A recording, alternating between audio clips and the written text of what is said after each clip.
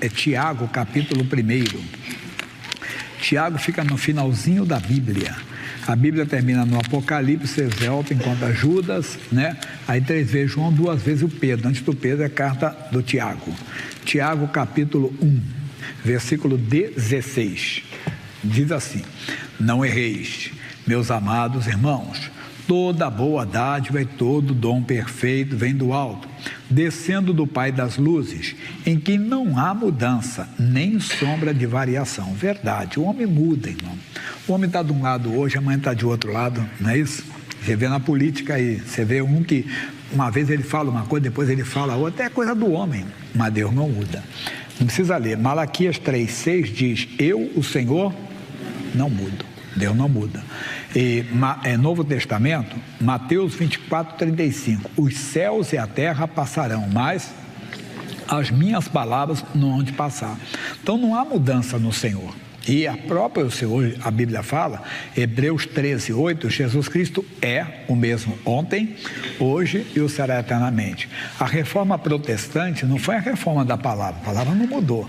Se alguém pede uma reforma da palavra, coitado dele. Você às vezes vê uma tradução, é corrigida, uma atualizada, e não sei o que, aí você pode encontrar, mas a Bíblia é a mesma, não muda, então não há mudança nele. Aí ele diz: segundo a sua vontade, ele nos gerou pela palavra da verdade, para que fôssemos como primícias das suas criaturas.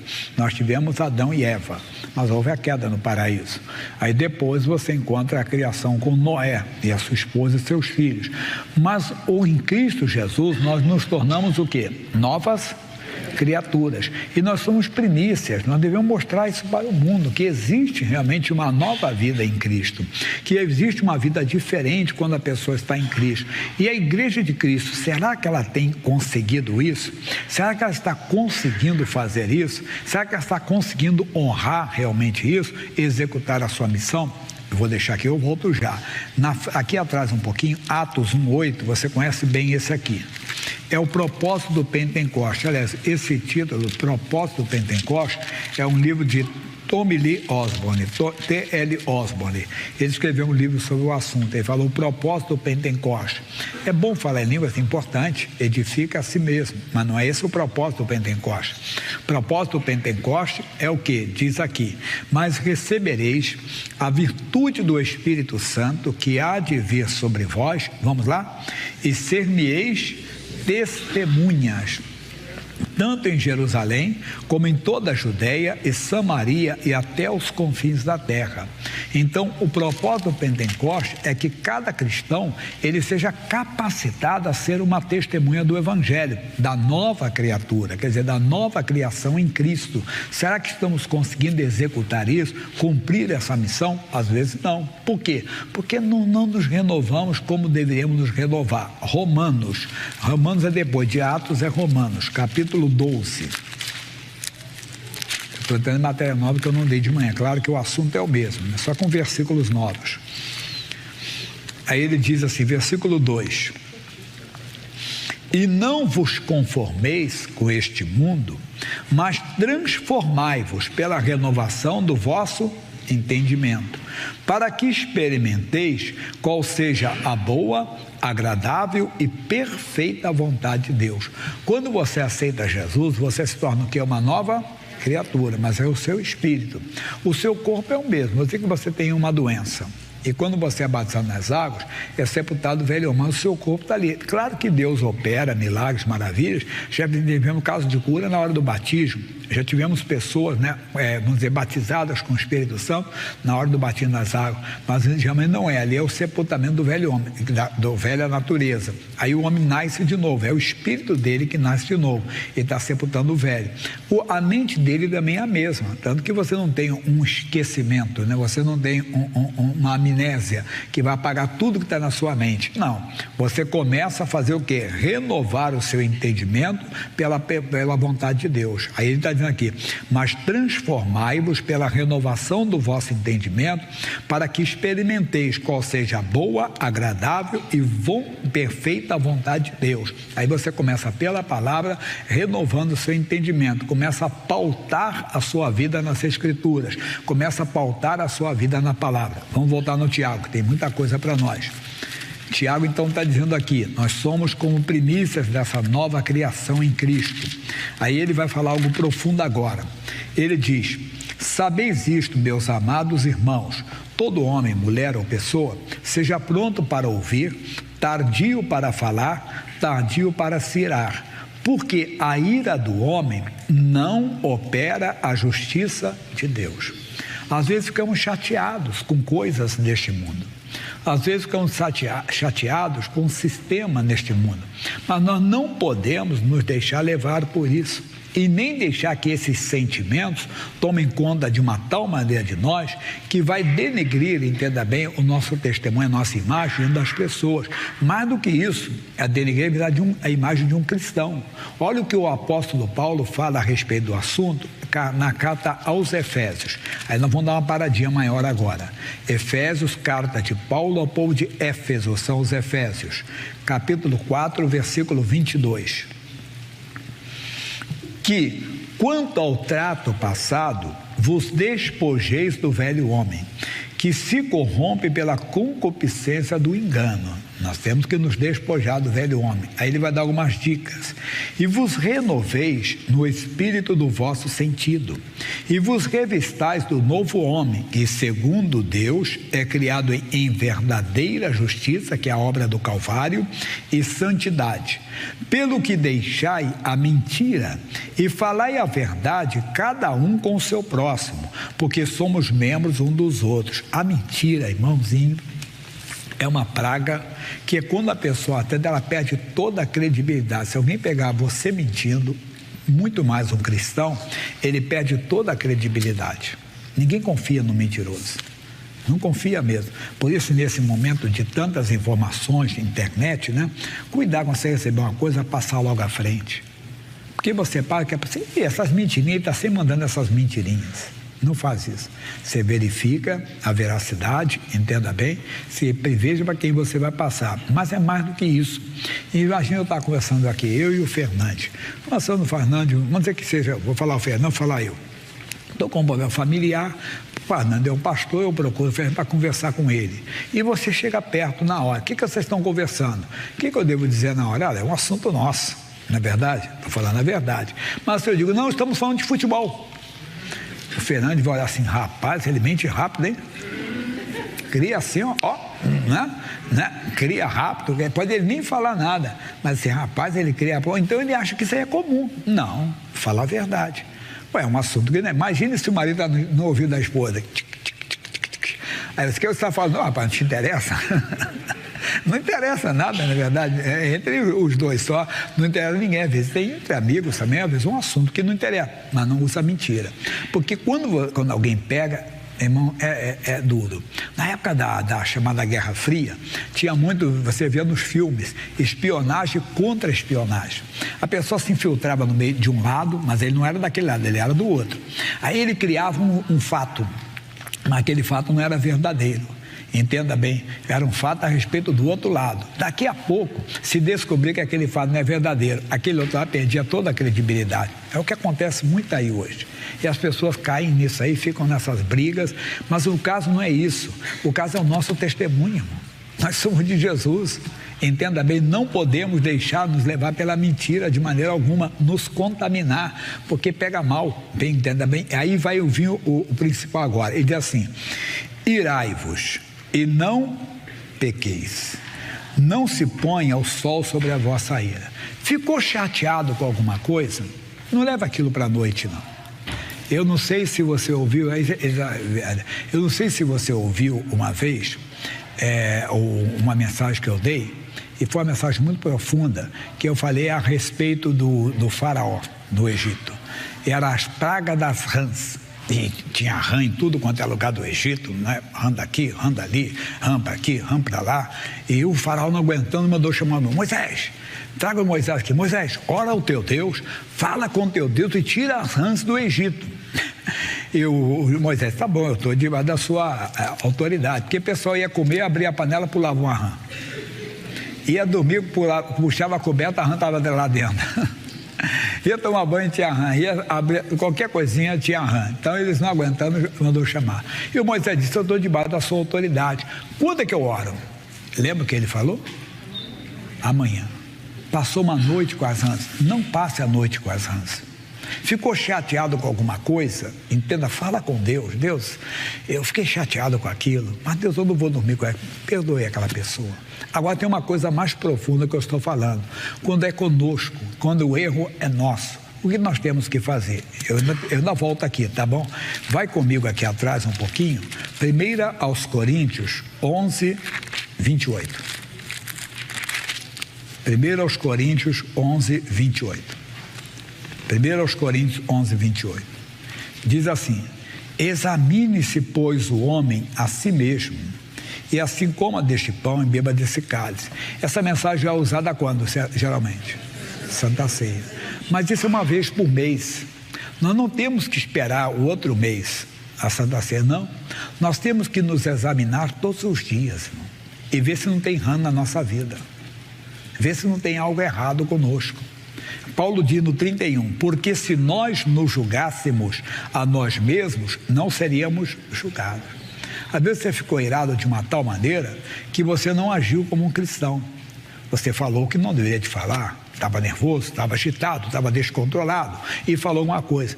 É mais ou menos assim, alguém diz, rapaz, o crente estava com capeta no corpo hoje, você viu? Verdade, é no mercado, é na portaria do prédio, é no estacionamento. Um dia que você sentiu e você se descontrolou e você se irritou de uma tal maneira, quer dizer, que você se irou de uma tal maneira que você falou como não devia falar. Cara, assim, rapaz, tu viu aquele cara que estava ali? É pastor, o pastor estava com um bicho ruim em cima dele, hein? Você viu como o pastor estava agitado, nervoso? Nós temos que tomar cuidado. E quando isso acontecer, nós temos que ser sinceros e não julgar Deus. Eu não agi como um homem de Deus. A minha reação não foi de um homem de Deus, de uma mulher de Deus. Só tem misericórdia de mim. E podendo, lembra que Jesus falou, aprendei de mim que sou manso e humilde. E chegar e dizer, amigo, eu não agi ontem como um homem de Deus, você me perdoa. Mesmo que a pessoa tenha errado com você, mas a sua reação não foi de um homem de Deus. A sua reação não foi de uma mulher de Deus. Por quê? Porque nós somos testemunhas que em Cristo somos novas criaturas, que em Cristo somos dominados pelo amor e não pelo ódio. E talvez estamos falhando na missão de ser testemunhas, porque talvez falta uma comunhão maior com o Espírito Santo. E por isso nós agimos mais na carne, quer dizer, no nosso natural, porque afinal de contas nos ofendemos, afinal de contas nos sentimos prejudicados. Não, nós temos que chegar e falar a verdade. E às vezes é coisa que ninguém vai ver, nem vai saber. Pensamentos. Seu Deus, Senhor tem misericórdia, isso não é pensamento de um homem de Deus. Isso não é pensamento de uma mulher de Deus. Isso não é desejo de um homem de Deus. Se julgue. Se nós nos julgássemos a nós mesmos, não seríamos julgados, porque você estava como uma testemunha do Evangelho. Imagine se alguém pudesse ler seus pensamentos. Claro que ninguém sabe, ninguém consegue, mas é você com Deus, a sua consciência com Deus. Então você vai diante de Deus, abre o coração e diz, Deus, eu não pensei como homem de Deus, eu não desejei como homem de Deus, só tem misericórdia como mulher de Deus. Usa sinceridade. Durante anos eu digo assim, Deus não trabalha com os perfeitos, é com os sinceros. A perfeição está nele, na presença dele está a perfeição. Quando nós agimos por nossa conta, nós saímos da perfeição de Deus. Então, toda a humildade, Deus, eu não agi. Vai, se julgue, entenda bem, não durma com o pecado, lembra? Não vá para a cama com a rã, não vá com uma mágoa, não vá com um ódio, mas também não vá com pecado. Deus, eu não agi isso. Por isso que esses dois versículos aqui, o 28 e o 31, não é apenas para a Santa Ceia, é para todos os dias. Você se examinar, olhar e ver, examine-se, pois o homem a si mesmo. Todo dia se examine. Fernandes canta uma música, ele cantou, hoje até aqui já cantou. Antes de sair de casa, veja como está se vestindo, né? Quer dizer, você se vê, você se olha no espelho, não é verdade? Não sei se você já saiu de pijama na rua uma vez. Eu lembro uma vez eu ganhei uma camisa da África, foi até do missionário. E a camisa da pessoa ligou assim: fala pro pastor Jaime que ele veio tão correndo pro culto, esqueceu de tirar o pijama. Eu falei, não, a camisa da África mesmo, parecia um pijama, mas não era. Era da África mesmo, não pode, de maneira alguma. Quer dizer, veja como você está se vestindo. Eu estou falando, você não vai. Mas acontece, às vezes a marca da pasta de dente, quem já aconteceu isso com você, né? Pasta de dente de fora. E a feijoada da quarta-feira? Que você dá aquele sorriso, né? Eu até brinquei que uma vez estava a crise do feijão, que o feijão estava muito caro, disse antigamente era feio você sorrir com um pedacinho do feijão, hoje é status, né? Você assim, vai ficar com o meu feijão, tá com a grana, hein? Tá bom, conseguiu comer o feijão e aquilo. Mas voltando à seriedade, você tem que se examinar. Aí encontrou, você se julga, porque se nós nos julgássemos a nós mesmos, não seríamos julgados. Por quê? Porque somos primícias da nova criação. Mas não é só isso. O missionário R.R. Soares, pregando aos pastores, ele deu uma mensagem sobre duas coisas que a igreja prevalece: é no amor e no poder. O amor é isso, é obedecer a palavra. O amor é guardar a palavra de Deus. E aí o poder de Deus se manifesta. Não é só isso que eu falei. Rapaz, por que você não faz? Porque eu sou seguidor da palavra. Eu sei que no começo parecemos meio xaropes, né? Para os outros, meio crentões. Quando alguém fala, rapaz, você não fez nada? Não, por quê? Porque eu sou seguidor da palavra. Mas com um sorriso, não é com a cara feia. Já viu eu falar carrancudo? Cara fechado? Não, porque eu sou crente. Não, porque eu sou evangélico. Não, amigo, é porque eu sigo a palavra de Deus. Rapaz, mas todo mundo gosta de estar no seu lugar. Mas isso é pecado, amigo. Eu sou de Deus. Entenda bem. É o homem. Eu sou marido de uma só mulher. É a mulher. Sou mulher de um só homem. Até nos pensamentos. Quer dizer, a pessoa fala isso. Ela é testemunha. Como eu falei do poder. Imagina alguém do seu convívio. Pode ser parente, mas às vezes é amigo, descobre que está com câncer. Uma situação horrível, uma coisa séria. E aí você que é um homem de Deus é uma testemunha, mas amigo, para Deus não é impossível. Eu conheço o Deus da Bíblia, vamos invocar o poder dele, invocar o nome de Jesus, amaldiçoar esse câncer para ele retroceder e sumir. Você é testemunha, não só da outra parte, mas também do amor e do poder. Nós vamos prevalecer. Vamos voltar lá no Efésios um pouquinho? Aqui do lado, está bem pertinho. Então ele disse: irai-vos, mas não pequeis, né? Não deis lugar ao diabo. Não deixe o diabo encontrar lugar na sua vida. Não permita que ele encontre lugar em você. Por isso que você tem que se julgar todos os dias para não ser julgado. Deus não é atitude do... Isso eu preguei em todos os cultos. Eu estou no quarto culto. Claro que eu dei versículos diferentes, mas quem está acompanhando, a trajetória é a mesma. Não estou aqui usando o púlpito para pregar para uma pessoa. Não. Você está pegando para você, se a carapuça está servindo, aceite e fale com Deus. Mas não estou, a mensagem é para todos nós. Quantas vezes o pastor prega e a mensagem entra para ele também. É para todo mundo, só para dizer que eu nunca vou usar o púlpito para dar um recado particular. Então, não deis lugar ao diabo. Não saia da vossa boca nenhuma palavra torpe, de torpeza, de destruição, mas só que for boa para promover a edificação, para que dê graça aos que a ouvem. Lembra lá atrás que eu falei? No mercado, na portaria do prédio, você estava agitado um dia, o que você falou, meu Deus, foi de destruição. Tanto que a pessoa fez um comentário: rapaz, o crente aí estava com capeta no corpo, o que ele falou, né? Não foi palavrão, não, palavras pesadas, às vezes ofendendo as pessoas, não é? Não pode de maneira pior, e outras atitudes, tem que verificar. O Davi, eu não vou ler, não só ele vai colocar ali para mim, 2 versículos que eu estou citando, o Salmo 39, versículo 1, olha só, ele coloca ali, eu leio. E disse: guardarei os meus caminhos para não delinquir com a minha língua. Enfrearei a minha boca enquanto o ímpio estiver diante de mim. Toma cuidado com as suas palavras.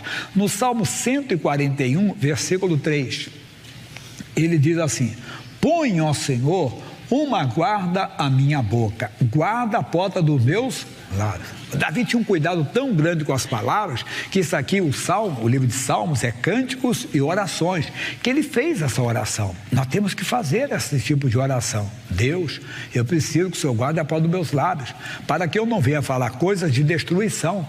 A palavra que sair da minha boca tem que ser palavra de edificação. E não entristeçais o Espírito Santo de Deus, no qual estáis selados para o dia da redenção. Aí ele fala mais coisas, mas para nós basta aqui para voltarmos no Tiago e encerrarmos a primeira parte. Então o Tiago está dizendo para nós aqui, paramos no versículo 19, né? Deixa eu pegar aqui direto, isso. Aí ele disse, então, sabei isso, meus amados irmãos, todo homem seja pronto para ouvir, tardio para falar, tardio para se irar. Porque a ira do homem não opera a justiça de Deus. Pelo que, rejeitando toda a imundícia e acúmulo de malícia, recebei com mansidão a palavras em voz enxertada, a qual pode salvar a sua alma. Não rejeite, aceite humildemente o que Deus fala. Eu sempre digo, o pastor prega, mas quem fala é Deus. O que Deus falou com você? Deus, muito obrigado, eu vou vigiar mais as minhas palavras. Deus, eu vou me envolver mais com o Espírito Santo. Para quê? Para ser uma testemunha do Senhor, para ser uma testemunha da sua grandeza, e você vai executar bem a sua missão. Amém?